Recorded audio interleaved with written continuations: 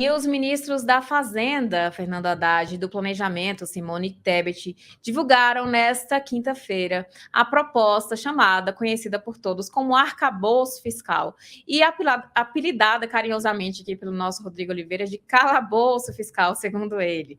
A proposta, se aprovada pelo Congresso Nacional, trará novas regras para as contas públicas e vai substituir o teto de gastos, que está em vigor desde 2017, com um novo parâmetro para limitar gastos do governo. O presidente da Câmara, Arthur Lira, elogiou a proposta, mas disse que ela ainda precisa passar por ajustes. O deputado Cláudio Cajado será o relator do novo marco fiscal na Câmara dos Deputados. E para entender os detalhes dessa proposta, e principalmente, essa proposta convenceu de fato o mercado? Nós trouxemos aqui ao Meio-Dia em Brasília os especialistas Felipe Hermes e também Rafaela Vitória, que inclusive ela é economista-chefe do Banco Inter. Tudo bem? Sejam bem-vindos ao Meio-Dia em Brasília. Boa tarde. Obrigada pelo convite. Boa tarde, Cris. Boa tarde, Rafa. Obrigado pelo convite.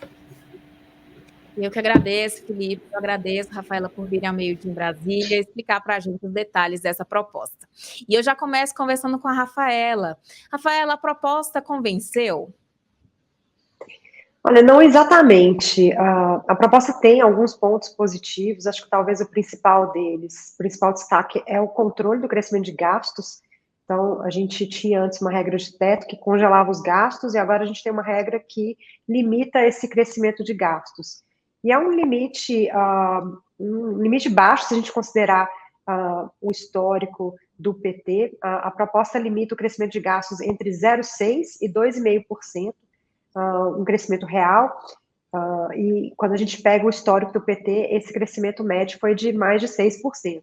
Quando a gente olha o histórico do período de teto de gastos, apesar do teto, a gente também teve um crescimento mais próximo de 1%, mas que trouxe muito ruído, com todos os furos, né? Então, você tem uma proposta que tem alguma flexibilidade, mas um limite que coloca um crescimento mais moderado, ele é interessante. Então, a proposta, essa regra é boa.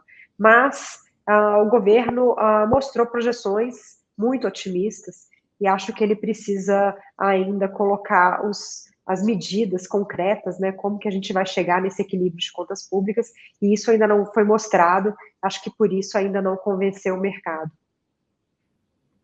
Felipe Hermes. Eu acho que, como a Rafa comentou, é melhor do que a gente teve na média dos governos do PT. É uma proposta que, bem ou mal, ela cria uma certa limitação de crescimento econômico, de crescimento de despesa.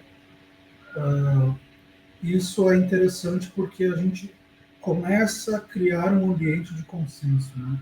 Tentando ser um pouco otimista, geralmente sou criticado por não ser tão otimista aqui no Brasil, mas tentando criar um consenso otimista aqui, acho que a gente está vendo num governo de esquerda uma proposta sobre razoabilidade de aumento de gasto.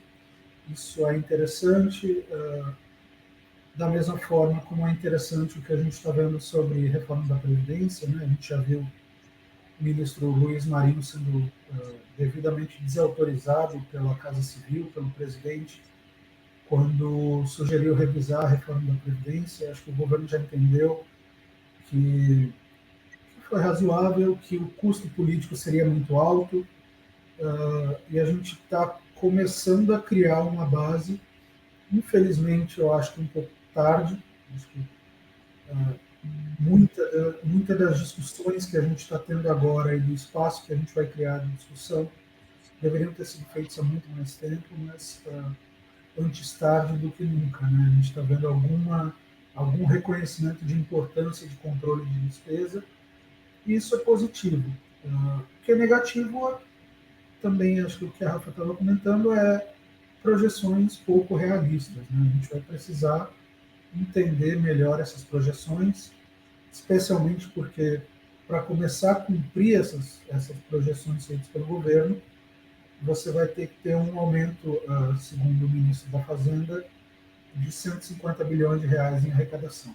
E aí a questão é, o governo diz que vai cortar subsídios e desonerações, que é uma promessa que todos os governos, desde que eu me conheço por gente, pelo menos já fez no Brasil, provavelmente não vai andar, e aumento de impostos. E aí a questão é quais impostos, em que momento, em que circunstância, e uma terceira hipótese, que eu acho que seria a pior de todas, que eu acho que o meu amigo Richard Schwartz estava comentando muito fortemente, que é a nova regra, ela cria uma necessidade de revisão da política monetária. E aí a gente corre um risco de ter um ajuste de inflação. É o pior tipo de ajuste, menos transparente, mais danoso aos mais pobres que a gente pode imaginar, mas fica um pouco subentendido, como o Alex comentou, como eu tenho visto outras pessoas comentarem também, em torno dessa origem do ajuste. Né? A gente vai ter uma leniência maior com a inflação, parece. Felipe, eu acho que seu áudio tá um pouco baixinho. Se você puder só verificar depois, que eu não sei se é o fone ou se é o seu microfone, que tá um pouco baixo aqui pra gente. E aí, enquanto você ajusta, eu vou passar a palavra para Rafaela Vitória, para perguntar justamente isso. Ontem houve uma promessa feita pelo Haddad durante a explicação do arcabouço fiscal que ele não iria aumentar impostos. Rafaela, você acha que isso é possível diante do arcabouço que foi apresentado? E se não é possível, as pessoas mais pobres vão ser as mais impactadas? Eu acho que, na verdade, ele quis dizer que vai aumentar a arrecadação via outros meios que não necessariamente um aumento de alíquota de impostos hoje. Mas a expectativa, acho que grande parte dessa melhora fiscal que o governo projeta, ela está em cima da receita, né, e não da despesa. Então, aumento de arrecadação significa um aumento de tributação, seja ela uma tributação nova, ou a reforma tributária talvez também esteja aí nos planos do governo para melhorar a arrecadação nos próximos anos, porque vale lembrar que a gente precisa melhorar a arrecadação de maneira recorrente, né? Não basta você ter uma arrecadação excepcional esse ano, extraordinária, porque no ano que vem você precisa repetir essa arrecadação para que você melhore, né? Saia de um déficit para um superávit. Essas melhoras, elas precisam ser recorrentes. E para que isso ocorra, acho que um grande consenso que se formou é que o governo vai aumentar a tributação de alguma forma ou de outra. Acho que algumas maneiras que se especulam de aumentar a tributação no Brasil, que já foram debatidas, é um imposto sobre as apostas, né, os jogos, talvez voltar um pouco de imposto de importação, que foram desonerações que foram feitas no ano passado. E acho que, por fim, talvez a principal fonte de novas receitas para o governo seja a tributação de imposto de renda sobre dividendos, que já foi discutida no governo Bolsonaro. Ela faz parte da reforma tributária, ela seria a segunda etapa da reforma tributária, mas com certeza essa seria a melhor fonte hoje de arrecadação recorrente que o governo pode ter. O Brasil é um dos poucos países que não tributa dividendo. A gente tem uma evasão de tributação muito grande na PJ hoje, essa constituição de PJs que cresceu muito, inclusive, né, depois da reforma tributária. Então, essa seria uma das maneiras de recompor essa arrecadação. Porque vale lembrar que é exatamente isso, né? O governo no ano passado teve uma arrecadação elevada, a carga tributária no ano passado ainda não foi divulgada, mas ela deve ter ficado próxima ali de 35% do PIB, uma das maiores altas aí dos últimos anos, e esse ano a gente tem uma queda. Aliás, o dado fiscal que saiu ontem do Tesouro mostrou uma queda de receita real de 12% em fevereiro em relação ao ano passado. Então, a expectativa é que a gente perca um pouco de receita esse ano. Então, como que o governo vai recompor é muito importante. Acho que o desafio está em convencer, né, a sociedade a aprovar isso no Congresso. Como o Felipe bem colocou, essas reduções de subsídios, por exemplo, que seria uma forma de recompor a arrecadação, elas vêm sendo discutidas, inclusive elas estão na lei no Congresso, a PEC emergencial, lá em 2021, colocou uma meta para essas reduções, e a gente ainda não viu isso acontecer. elas vão sendo discutidas e a gente não chega ainda a uma conclusão. Então, existe uma preocupação, sim, como que o governo vai fazer a aprovação dessas medidas que possam aumentar a receita e aí sim chegar ao equilíbrio fiscal. Perfeito. Felipe Hermes, deixa eu ver se a gente se escuta bem. Deixa eu ver. Tá me ouvindo? Eu troquei o microfone aqui, acho que está um pouco melhorou. mais alto. Beleza. Perfeito. Eu tenho mais uma pergunta, que aí eu não sei se vocês vão conseguir entrar nessa polêmica, tá? Mas a gente vai perguntar aqui. Ontem circulou muito nas redes sociais, e eu também vi alguns veículos de imprensa divulgando aí, de que nesse arcabouço fiscal, no PowerPoint do Haddad, aí, ele omitiu 2010, o ano de 2010. Que seriam as projeções, né, de 2010. E aí muita gente especulou que ele estaria omitindo aí o governo da Dilma. Você pode falar um pouco sobre isso, Felipe? Você se sente confortável de falar sobre isso? Eu acho tranquilamente, né? O governo ele entregou uma projeção de crescimento da receita entre 1997, que é quando a gente começa a implementar ali regras mais claras, né? Então, se você olhar o dado que saiu ontem, por exemplo, de superávit primário, ele data de 97. 97 é o que a gente tem de série histórica. Na projeção do governo, ele vai de 97 até 2010, e de 2010 ele pula para 2022 até 2030. Né? Isso disseram como desculpa que a ideia era pegar o governo Lula, mas acabou incluindo segundo mandato do governo FHC, que foi um período de alta de tributos, especialmente porque foi um período ainda de ajustes do Plano Real, né? Quando se acabou com o imposto inflacionário, você teve um aumento de carga tributária para o governo manter esses dados. Então, houve uma seleção ali de dados que eram mais favoráveis, e coincidentemente a gente tirou da conta período de inversão entre crescimento de receita e o crescimento de despesas. Durante a Grande Depressão brasileira, entre 14 e 16, ocasionada não só pelo governo Dilma, como muitos tentam implantar, eu acho que é uma condescendência, inclusive com o governo Lula, que criou boa parte dos mecanismos que levaram o Brasil até a sua Grande Depressão. Você teve essa inversão entre a receita parar de crescer, ali em 2015, e a despesa continuar a crescer. Então, houve uma seleção bastante desonesta por parte do governo de dar a entender que a receita sempre cresce mais do que a despesa, de pegar o melhor momento de aumento de receita para projetar a sua regra. Isso mostra um pouco de despreparo, talvez, político e econômico por parte do governo. Isso certamente vai gerar um conflito bastante grande quando o Congresso tiver de discutir essa regra. Né? Você está, basicamente, criando uma distorção de dados para justificar aquilo que está sendo proposto agora, que é um exagero em termos de otimismo. Eu acho que isso é um consenso mesmo em quem aprovou o arcabouço ou o calabouço fiscal, todo mundo concorda que houve uma projeção excessivamente otimista, e boa parte dessa projeção provavelmente veio desse ato de desonestidade intelectual, de excluir uma década da história do Brasil, a pior década em crescimento econômico da história do Brasil, que deve-se muito à política econômica do governo Dilma, mas também a parte da política econômica do governo Lula pós-crise de 2008. Rafaela Vitória, qual a sua visão? De fato, né, o governo pulou aí esse período, mas se puder dar algum crédito, né, para a proposta, parece que a parte do erro foi aprendido, né? Quando o governo coloca na proposta atual esse controle de gastos, e o controle de gastos ele tem dois mecanismos, né?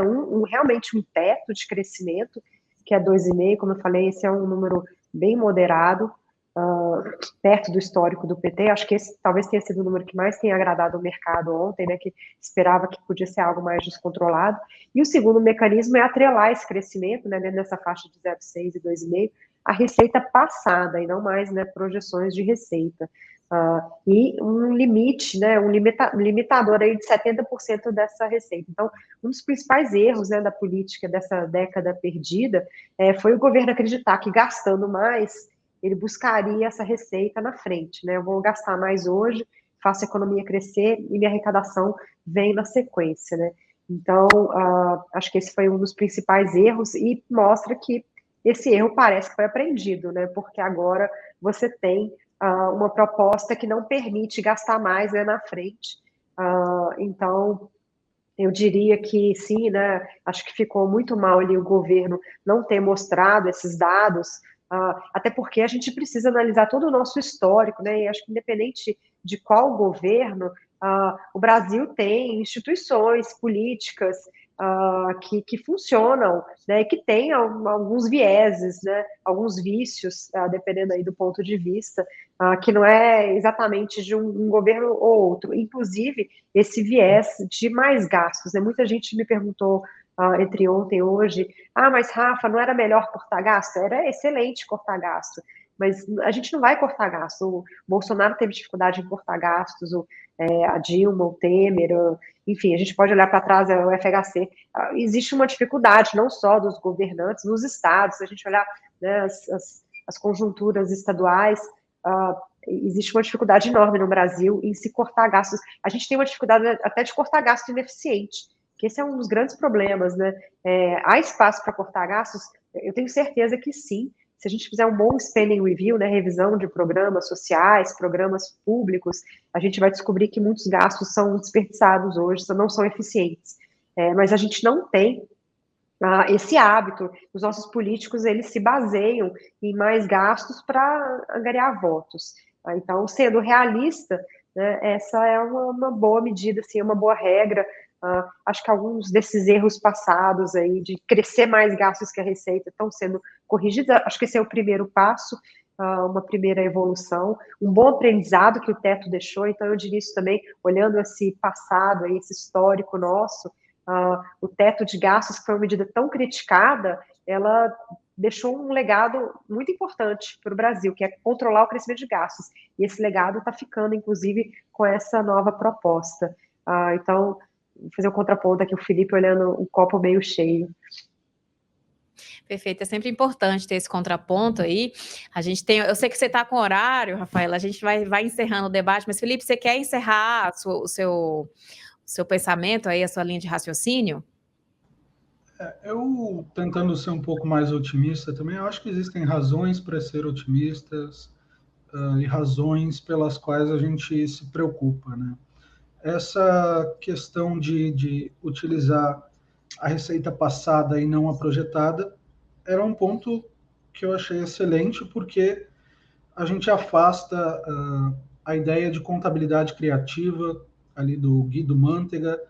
Eu lembro muito bem, 2011, eu estava na faculdade ainda, então lia bastante nessa época esse tipo de assunto macro, e um dos pontos interessantes era que o governo ele queria estimular o consumo por meio de desoneração de máquina de linha branca, de carros.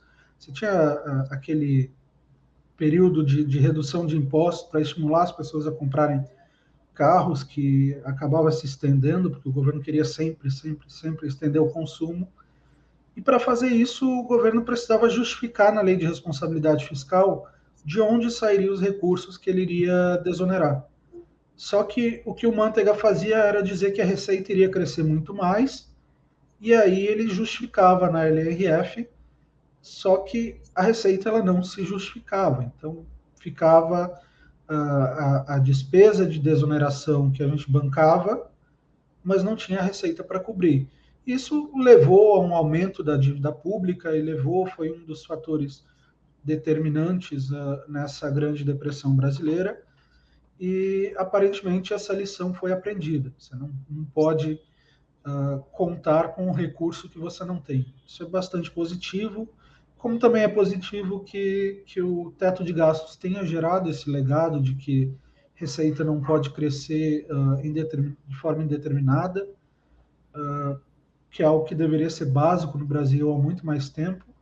Eu acho que, no fim das contas, o que a gente tem é um teto de gastos mais permissivo em função do viés do governo de apoiar gastos, então você vai ter um aumento de gastos, e por um momento melhor que a gente vive das contas públicas, né? A gente fez um teto de gastos com Marcos Mendes e Henrique Meirelles lá em 2016, 17, em um momento de muita incerteza, um momento de contas públicas completamente aniquiladas, de uma queda na economia absurdamente elevada, maior do que foi na pandemia, e agora a gente está criando um modelo em um momento melhor. Isso é positivo. Desculpa. Isso é bastante positivo, a meu ver. Perfeito.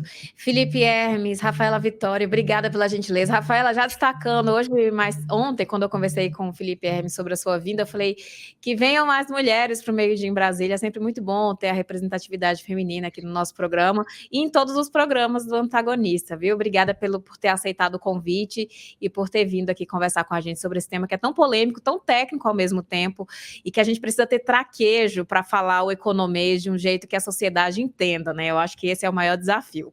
Agradeço a Felipe Hermes por todo o apoio de sempre aí no meio-dia, e as portas do meio-dia estão abertas. Obrigada. Obrigada e até a próxima. Até mais. Obrigada.